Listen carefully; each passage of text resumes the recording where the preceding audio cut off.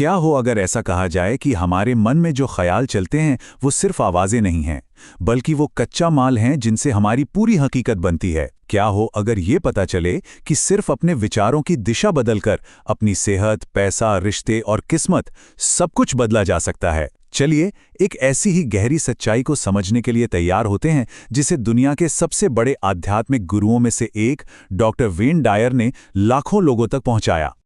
तो आज की जो ये बातचीत है ना, ये हमारे सोचने के तरीके को, हमारे विश्वासों को और शायद हमारी किस्मत को भी बदल सकती है। ये सवाल सिर्फ एक फिलॉसफी नहीं है, ये उस गहरे सिद्धांत का आधार है जिसे आज हम समझने वाले हैं। क्योंकि बात सिर्फ पॉजिटिव सोचने की नहीं है, बात उस ऊर्जा की है जो हम हर पल इस ब्रह्मांड में भेज रहे हैं। तो चलिए जानते हैं उस शख्स को जो इस इतने शक्तिशाली विचार के पीछे हैं। डॉक्टर वेन डायर का ये एक वाक्य ये लॉ ऑफ अट्रैक्शन की सबसे गहरी और अक्सर गलत समझी जाने वाली सच्चाई को बताता है। इसका मतलब ये नहीं है कि कुछ चाहना गलत है, नहीं, इसका मतलब ये है कि यूनिवर्स हमारी इच्छाओं का जवाब तब देता है जब हमारी भीतरी ऊर्जा, हमारी वाइब्रेशन उस चीज से मेल खाने लगती है जिसे हम पाना चाहते हैं। तो आखिर कौन थे डॉक्टर वेन डायर, और उनका जो ये संदेश है वो आज भी इतना जरूरी और पावरफुल क्यों है? चलिए जरा इसमें गहराई से उतरते हैं। डॉक्टर वेन डायर सिर्फ एक लेखक या मोटिवेशनल स्पीकर नहीं थे, नहीं, वो एक ऐसे इंसान थे जिनका बचपन बहुत मुश्किलों में बीता। वो एक अनाथालय में पले बड़े थे, लेकिन उन्होंने कभी भी खुद को हालात का शिकार नहीं माना। और यही बात उनकी सीख को इतनी गहराई देती है। उन्होंने सिखाया कि हमारी बाहरी परिस्थितियां जो भी हों, वो हमारी हकीकत तय नहीं करती। जो कुछ भी तय होता है वो हमारी भीतरी चेतना से होता है, वही हमारी दुनिया को आकार देती है। अब आते हैं उस मेन प्रिंसिपल पर जिसे डॉक्टर डायर ने दुनिया के सामने रखा। और देखिए, ये सिर्फ अच्छा सोचो अच्छा होगा वाली बात से कहीं कहीं ज्यादा गहरा है। ये तो ऊर्जा और कंपन का एक साइंस है, एक तरह की स्पिरिचुअल फिजिक्स है। डॉक्टर डायर कहते थे कि आकर्षण का नियम यानी लॉ ऑफ अट्रैक्शन कोई जादुई मंत्र नहीं है कि बस चाहा और हो गया। नहीं, ये एक डिवाइन यूनिवर्सल लॉ है, बिल्कुल वैसे ही जैसे गुरुत्वाकर्षण का नियम, द लॉ ऑफ ग्रेविटी, काम करता है। मतलब ये हमेशा काम कर रहा है, 24 घंटे। चाहे कोई इस पर यकीन करे या ना करे, इसके असर से बच नहीं सकता। अब इस नियम को समझने के लिए है ना, हमें ये मानना होगा कि ये जो पूरा ब्रह्मांड है ये सिर्फ ठोस चीजों से नहीं बना, बल्कि एक बहुत बड़ा ऊर्जा का मैदान है, एक एनर्जी फील्ड। डॉक्टर डायर यही सिखाते थे कि हमारा हर ख्याल, हर भावना, हर इरादा एक खास फ्रीक्वेंसी पे वाइब्रेट करता है। जरा ऐसे सोचिए, जैसे एक रेडियो स्टेशन एक खास फ्रीक्वेंसी पर गाना भेजता है, ठीक वैसे ही हमारे विचार और हमारी भावनाएं लगातार इस ब्रह्मांड में सिग्नल भेज रही हैं। मतलब हम सब और हमारे आसपास की हर चीज असल में ऊर्जा ही तो है जो बस अलग अलग रफ्तार से वाइब्रेट कर रही है। तो सवाल ये है कि ये काम कैसे करता है? देखिए, इसका जो फॉर्मूला है ना, वो बहुत सिंपल है लेकिन बहुत गहरा भी। सबसे पहले जब हम कुछ सोचते हैं तो वो विचार हमारे दिमाग से इलेक्ट्रिकल सिग्नल्स बनकर निकलते हैं। फिर ये सिग्नल्स हमारी भावनाओं को, हमारे इमोशंस को जन्म देते हैं। और यही भावनाएं, यही असली खेल है। यही भावनाएं हमारे शरीर में एक खास तरह की ऊर्जा, एक वाइब्रेशन पैदा करती हैं। और बस यही ऊर्जा, यही कंपन हमारी पहचान बनकर इस ब्रह्मांड में फैल जाती है और फिर अपने जैसी ही ऊर्जा वाली परिस्थितियों को, लोगों को हमारी तरफ खींच कर ले आती है। यहाँ एक बहुत ही दिलचस्प बात है समझने वाली। यूनिवर्स हमारी भाषा नहीं सुनता, वो हमारी वाइब्रेशन को सुनता है, हमारी कंपन को महसूस करता है। अगर कोई कहता है मुझे और पैसा चाहिए, लेकिन अंदर से डर महसूस कर रहा है, शक कर रहा है, या ये महसूस कर रहा है कि मेरे पास तो कुछ है ही नहीं, तो पता है यूनिवर्स को क्या सिग्नल जा रहा है? कमी का सिग्नल, लैक का। तो वो इंसान और ज़्यादा पैसे की कमी को ही अपनी तरफ खींचेगा। लेकिन अगर कोई आत्मविश्वास में है, शुक्रगुजार है, ग्रैटिट्यूड में है और इस काबिलियत की भावना में वाइब्रेट कर रहा है कि मैं इसके लायक हूं, तो यूनिवर्स उसी अबंडेंस की, उसी प्रचुरता की ऊर्जा का जवाब देता है। ये चाहने और होने का फर्क है। तो अब सवाल ये उठता है कि हम जानबूझकर कॉन्शियसली अपनी इस वाइब्रेशन को कैसे बदल सकते हैं? कैसे हम चाहने से होने की अवस्था में आ सकते हैं? डॉक्टर डायर ने हमें कुछ बहुत ही प्रैक्टिकल और पावरफुल टीचिंग्स दी हैं जो हमारी हकीकत को बदलने में हमारी मदद कर सकती हैं।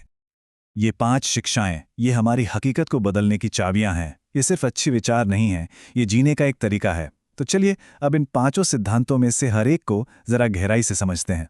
पहली शिक्षा है आप वो बन जाते हैं जिसके बारे में आप सोचते हैं। इसका मतलब ये है कि हमारे विचार सिर्फ हवा में उड़ने वाली बातें नहीं हैं, नहीं, वे क्रिएटिव फोर्सेस हैं, रचनात्मक शक्तियां। अगर कोई इंसान दिन भर अपनी समस्याओं के बारे में, अपनी बीमारियों के बारे में या अपनी कमियों के बारे में सोचता रहता है, तो वो अनजाने में उन्हीं चीज़ों को और ऊर्जा दे रहा है। लेकिन अगर पूरे यकीन के साथ समाधानों के बारे में सोचा जाए, सेहत के बारे में सोचा जाए, मौक़ों के बारे में सोचा जाए, तो वही विचार हमारे भविष्य के बीज बन जाते हैं। दूसरी शिक्षा है, पीछा मत करो, आकर्षित करो। हमारी दुनिया हमें यही सिखाती है, सफलता के पीछे भागो, प्यार के पीछे भागो, खुशी के पीछे भागो। लेकिन डॉक्टर डायर कहते हैं कि जब हम हर चीज़ को कंट्रोल करने की कोशिश करते हैं ना, तो हम एक रेजिस्टेंस, एक प्रतिरोध पैदा करते हैं, तनाव पैदा करते हैं। इसकी बजाय जब हम भरोसा करते हैं, शांत रहते हैं और सिर्फ अपनी ऊर्जा पर काम करते हैं, तो हम एक चुंबक बन जाते हैं। और फिर सही लोग, सही मौके वो खुद ब खुद हमारी तरफ खिंचे चले आते हैं। तीसरा और शायद सबसे ज़रूरी सिद्धांत, देखने से पहले उसे महसूस करो। देखिए, सिर्फ सोचना काफ़ी नहीं है, असली राज है एहसास। Feeling is the secret. जब हम उस सफलता या खुशी को ऐसे महसूस करते हैं जैसे वो अभी इसी पल हमारे ज़िंदगी में मौजूद हैं, तब हम अपनी फ्रीक्वेंसी को उस हकीकत के बराबर कर लेते हैं। अमीर महसूस करना, सेहतमंद महसूस करना, प्यार में महसूस करना, अभी इसी पल में, बिना किसी बाहरी सबूत के। चौथी शिक्षा है, अहंकार से अपने उच्च स्व में जाना, ईगो से हायर सेल्फ में। हमारा अहंकार जो है वो डर, तुलना और कमी से काम करता है। वो हमेशा कहता है कि मेरे पास ये काफ़ी नहीं है या मैं इतना अच्छा नहीं हूँ। लेकिन हमारा जो हायर सेल्फ है वो शांति, विश्वास और प्रेम से काम करता है। वो जानता है कि मैं पहले से ही पूरा हूँ, मैं कंप्लीट हूँ। जब हम अपने ईगो के बजाय अपने हायर सेल्फ से फैसले लेते हैं, तो हम चमत्कारों के लिए दरवाज़ा खोल देते हैं। और पांचवी शिक्षा, पहले से ही आभारी रहें। Be grateful in advance. कृतज्ञता यानी ग्रैटिट्यूड वो चाबी है जो समृद्धि के दरवाजे खोलती है। जो चीज़ हम चाहते हैं उसके लिए पहले से ही शुक्रिया कहना यूनिवर्स को ये सिग्नल देता है कि हम उसे पाने के लिए तैयार हैं और हम उस पर पूरा भरोसा करते हैं। ये हमें कमी की सोच से निकालकर तुरंत प्रचुरता की फ्रीक्वेंसी में ले आता है। तो इन गहरी शिक्षाओं को सिर्फ जानना ही काफी नहीं है, इन्हें जीना जरूरी है। सवाल यह है कि इन्हें अपनी रोज की जिंदगी में कैसे उतारा जाए।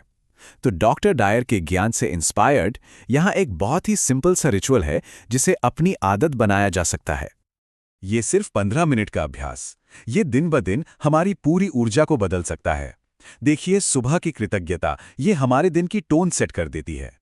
कल्पना करना यानी विजुअलाइजेशन, ये हमारी ऊर्जा को हमारे सपनों के साथ अलाइन करता है।